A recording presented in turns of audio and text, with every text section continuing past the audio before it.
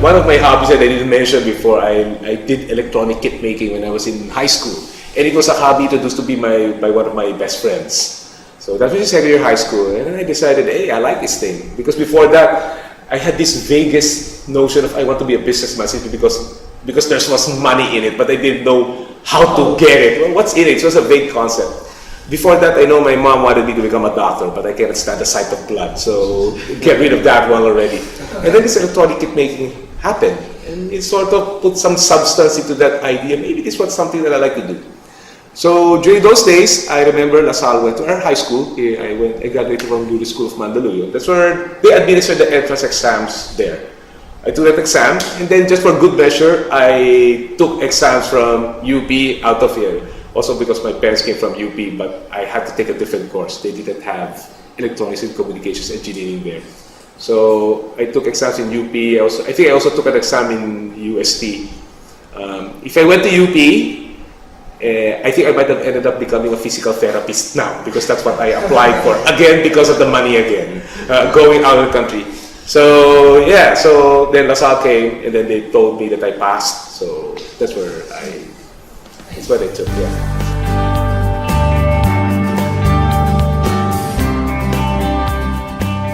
For the first 3 years, I guess, at least for the first year, it was tough. Because, well, a new company back then with only so much resources, and we can only approach so much clients. And I guess the tough part there was that those were the super idealistic days. And then you really put your heart and effort in every proposal that you give out.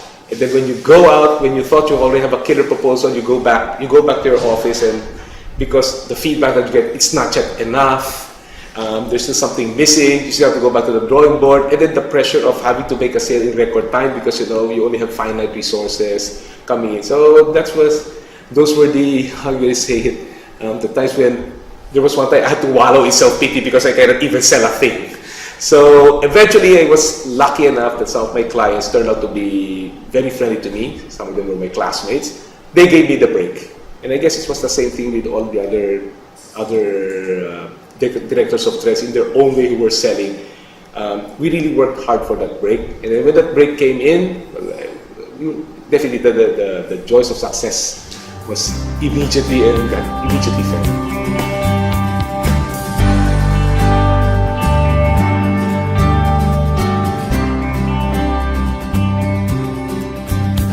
Well, when we were just eight, we were able to make a substantial sale involving a product that was also represented by our former employer to one telephone company that was really very friendly to us. That was a very exhilarating feeling at that time. Eventually, when we were already a few years later, around 96, 97, that's when the product lines were already taking into shape. And then I think it was around 97, Roger, when we had our first $1 million deal with PLDT. And that was a peak. And that was the first major transaction that I think we had from a corporate, from a trends and technology standpoint. Then I guess we all built nicely on top of that momentum already.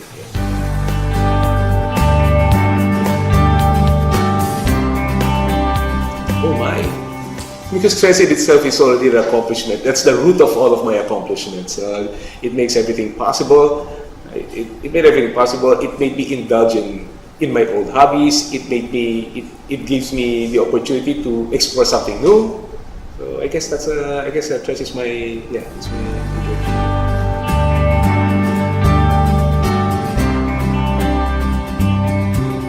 I was asked to consider this new direction. Holy Week last year. So I started the research around April and May, and I have to admit it was slow at first. I had to go through madeinchina.com, alibaba.com, and then there's only so much information you could get from the companies listed they're in. Only so much information. And number two, there's this nagging feeling behind you that are these information real or reliable to begin with? But eventually, luck turned out. I was able to get a marketing research firm that listed all the major players in the furniture business in China, and that made the research much easier. And from then on, it was an enjoyable experience comparing what each company has, making the visit to actually validate what you've researched and eventually making a pick. So we started selling August last year. We were fortunate enough to have 2 clients on our own last year. And then the third one was sort of given to us by a furniture supplier because I think they appreciated the hard legwork that we gave them. So we closed last year with 3 transactions and we just started business August. So this year we started hiring people. Now the challenge is actually getting the internal processes put into place, from quotation generation to actual project kickoff, execution, turnover, and acceptance.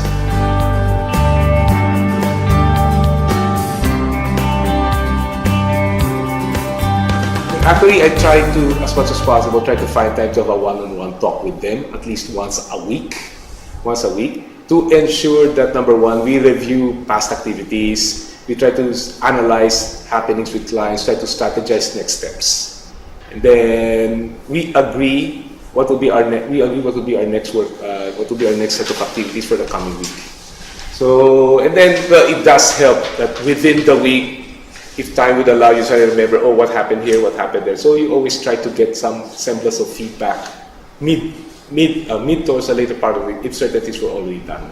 So that ensures that, number one, they get to remember what was discussed. Number two, they understood the strategy and the intention of what we need to achieve, and to validate whether it has moved towards the right direction or not. So right direction, follow through. Wrong direction, then we could analyze again and try to see how to take it back.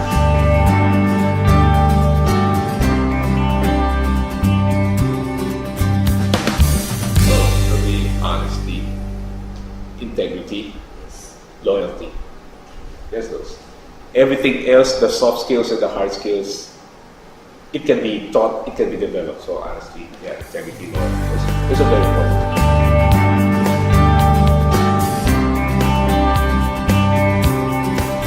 Success is when you sleep at night, you have nothing to worry about. You've done everything what you could the previous day. That's already enough for me.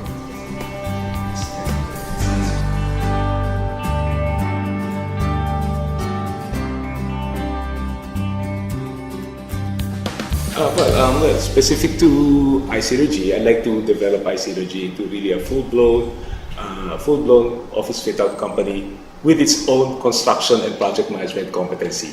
Because right now, since we're starting, I have to establish alliances with project management and construction-related companies to build, in an effort to try to build an installed base. But eventually, my personal goal for iSynergy is for it to do that one all by itself, leveraging on our capability to import material by ourselves. And if we import and we'll be the one to do the constructions by ourselves, we hope to give a cost competitive advantage to iSynergy in particular, to trends to whom that we would like to always bundle their products and translate these cost advantages as cost savings to our clients.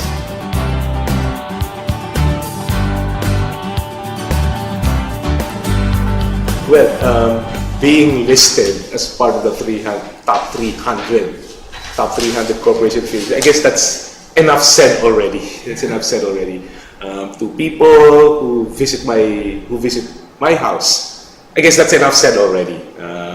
They know where all these blessings are coming from. They know where the acknowledgement is coming from, and I just leave it at that.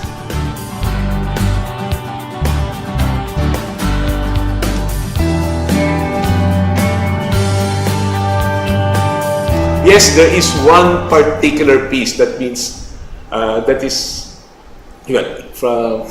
my perspective, is really the standout, because the style of the artist. If you get to compare the style of the artist and you compare this particular piece that I have, I would say that I have a very unique piece of his And when I had a chance to talk to the same artist, he told me he's not going to do that one anymore because he had a hard time doing my piece.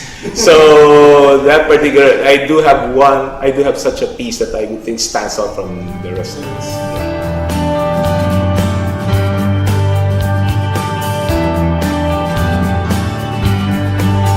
Okay, actually, it was a blessing that when I built this house, I had a good collaborative experience with our architect and interior designer. I guess that's where it all started out. Underlying architecture is still an interior design. Underlying discipline is that it's still about numbers. The measurements have to be exact. The spacing has to be correct. It should not be crowded. The aesthetic effect is only an afterthought. First things first with architects and interior designers, like I mentioned, measurements. That's number one. Now, when it comes to aesthetics, now I guess that is where the creativity comes in. I guess I'm also fortunate that my architect and my interior designer, their taste, their concept towards design is squarely, how I say, is very much relevant to the type of offices that we need to set up. Because yes, there are some stereotypes like the lawyer's office, you see those big, bulky, heavy desks. But those are more something like I mentioned, it's a stereotype. But when you go to BPOs, when you go to sales offices, they no longer look for such big, bulky offices because real estate is a premium. They cannot buy such big furniture and put it inside. So it's more towards the slick, modern, minimalist type of furniture pieces. So with the previous experience and then reading through the catalogs of our principals, which all along the same lines, but thankfully they also have the traditional pieces because they know they have to address that market. I get to reinforce whatever semblance of tutorial that I got from my architect and to apply it. So that's the one. Yeah, you keep on talking, but I think you're too humble enough to mention that your architect is Mr. Loxi. Yeah, he's my wedding sponsor. He's my wedding sponsor. Actually, the house is quite nice, and actually, I've been telling them that this is something that very interesting, and in fact, I think there are many people who wants to look at the house. And aside from that, the paintings. Actually, you have a diverse. You have diverse interests. You from painting, from the arts, and then engineering, and then so your personality is quite different in a way that you're also very flexible. But one thing also that is also nice about you is you're also quite active in social media. Yeah. Okay. Yeah. Especially in this last election. Yes. Where I vented my anger. Which is rare for me. Okay. Yes. So you have so many different kind of activities that you enjoy, that you dwell in, and that you participate in. So it's really quite interesting. Any other things that we don't know about you, because we know you're quite active in social media, you're interested in the arts, you're interested in the pieces, you're interested in business. So any other things that maybe we don't know? We might be surprised. Yeah, we don't know about myself.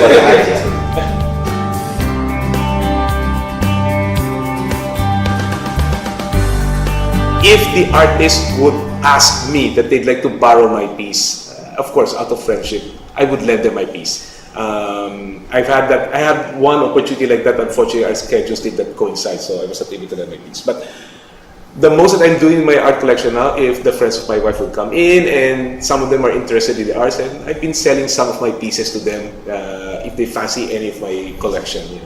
I see. So you sell as well, sir? No, it's not actively selling. If only someone approaches me and makes an offer, then I'll consider. But I've not yet thought of doing this as another line of business.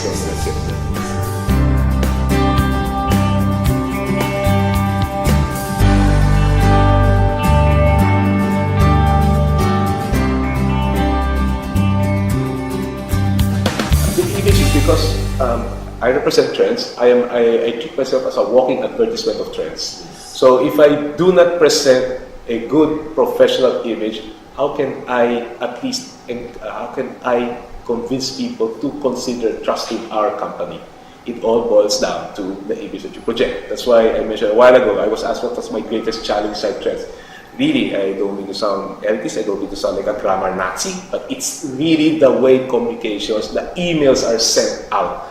I get to read a ton of email wherein it's really somewhat, most of them are passable, but there are some out there who are really, lack of a better term, unacceptable. It's not just on the look, not just on the material, but also on the way you communicate with them, written and oral. That's one. So sir, that's perfectly said, and I think most of us would agree with you 100%. That's something that is very, very important. Unfortunately, that's something also that many people quite tend to neglect. Yes.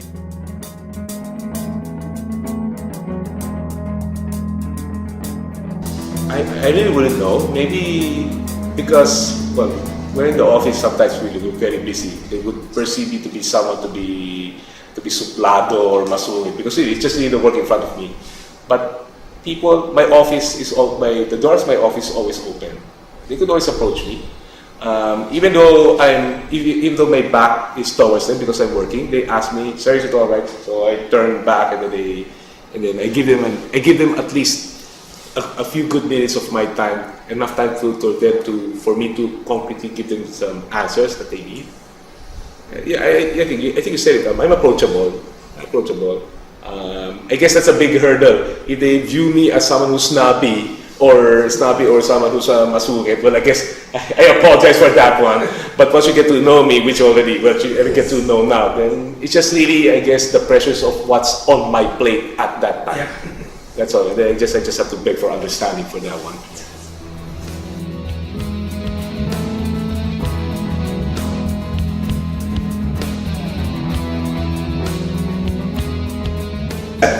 There's not much adjustment that I need because I have 5 sisters. There were 7 of us. I have 5 sisters and 2 brothers. I was number 6 out of 7.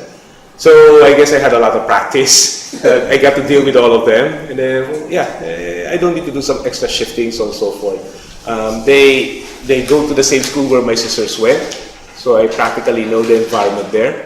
And then whatever interests that they have, or interests, or peeves, or wishes that they have, in one form or the other, I saw it also in my younger sister or some of my older sisters. So yeah, there's not much shifting that I need to do.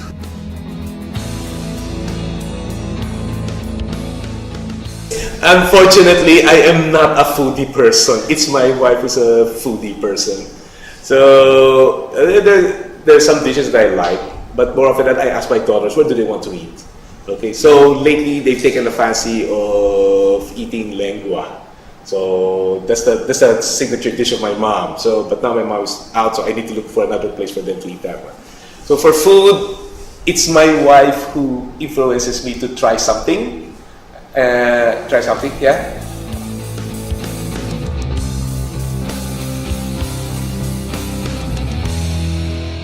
Oh, that is a tough one because unfortunately, well, first and foremost, all of our heroes are human. There's not one perfect person there, okay?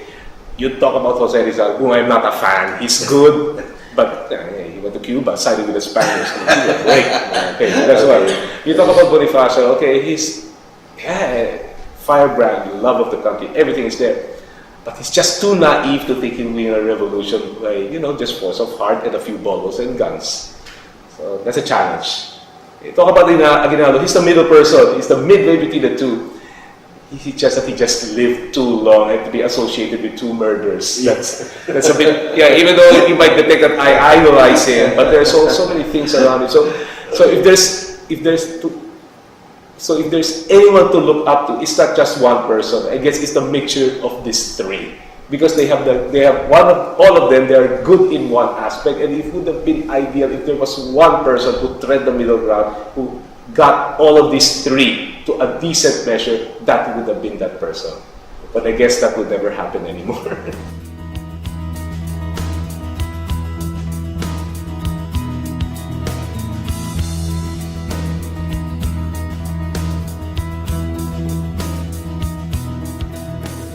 a tough question because I enjoy every part of this house. I was very intimate with the design of this house. When I say very intimate, of course, my architect took the leading role. And then the way that I mentioned earlier, we had a collaborative approach. So he tells us this is the concept, and then he presents to us ideas how to dress it up. Then, based on those ideas, my wife and I go out, we shop around, and then we present to him what we found that we thought might be along the lines of the concept that he had in mind. And then he approves or disapproves. That's how this house came about. So, favorite part of the house, just because I get to sleep here, maybe this is my favorite part of the house, but once you roam around, well, you would see that, everything has a nice research behind it, especially the bathrooms. I guess that's the only thing I'm going to say. The bathrooms and the main kitchen, those two. Yeah.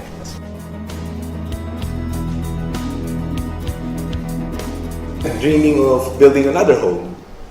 Eventually, that will serve as my retirement home. So that's what's keeping me busy. That's what I don't want to say keeping me busy, but that's what's keeping my my imagination running right now.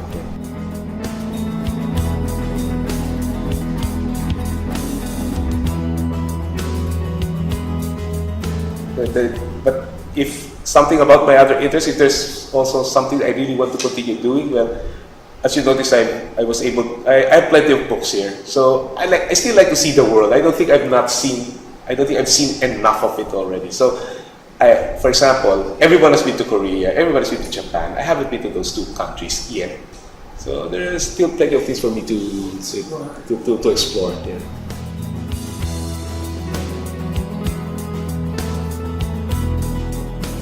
I don't know I think you might be able to determine the underlying current of my interest. So you mentioned, lately I'm into paintings. Lately I collect paint, I collect artworks, yes, I collect artwork, I collect stamps, I now furniture pieces, architecture, anything related to the house. But I guess what to say is something like anything that has something, how do I say it? It is a Miss Universe type of, is a pageantry type of question. There's something, the underlying thing is anything that strikes, anything that has beauty in it or something that strikes the senses, the visual senses. I guess that's where all my interests lie. Like I mentioned a while ago, I haven't seen Japan, I haven't seen Korea. I know there are plenty of beautiful historical places that I need to see. So the underlying thing is anything that strikes the eye, catches my attention. My social media posts, well, my Facebook is there. I think my Facebook, I don't claim to have so much friends, but the only thing that I almost always post about, let's not talk about the elections, okay? I post about my other interests like movies. When I grew up, I remember my sister, we have these comic books. She collected DC comics. That's why the Batman vs Superman, I go after that one. And then, of course, the X-Men, I go after that one. Other books like, Harry Potter, that's a given. I love reading those books. So I watched that one, my kids love it. Lord of the Rings, I just read the first one, The Hobbit, that's it. I read that one.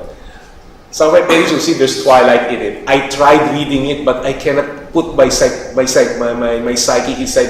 inside a lovesick lady teenager, so I dropped that book. I cannot finish it. Okay, but that's how I read. I try to emulate who's inside.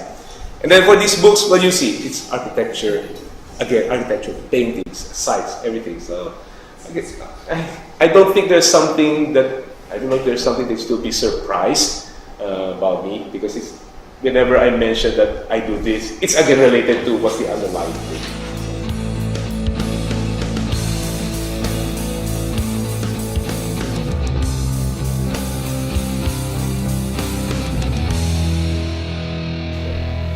So if, let's say we have a time machine and you could go back 20 years ago to John Balahadja 20 years ago, and you could talk to him, what are some life lessons that you could teach him?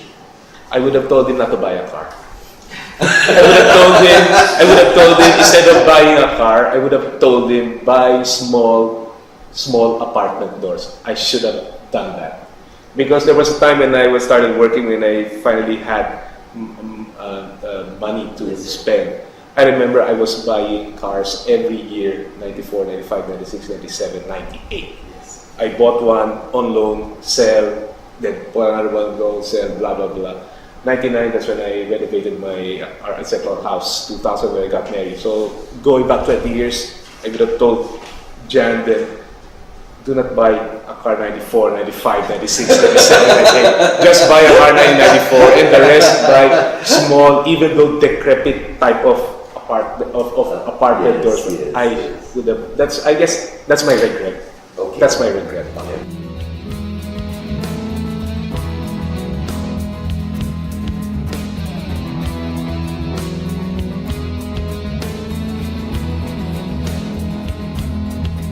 Where would I be kapag ano,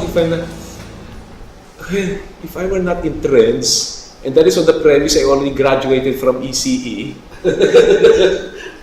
Actually, oh my God, if I were not in, maybe I would have stayed on with my previous employer, and I would still be the same. I think I might be on sales. Definitely I'd still be on sales. But I just don't know up to what extent will I be. That could be, yeah.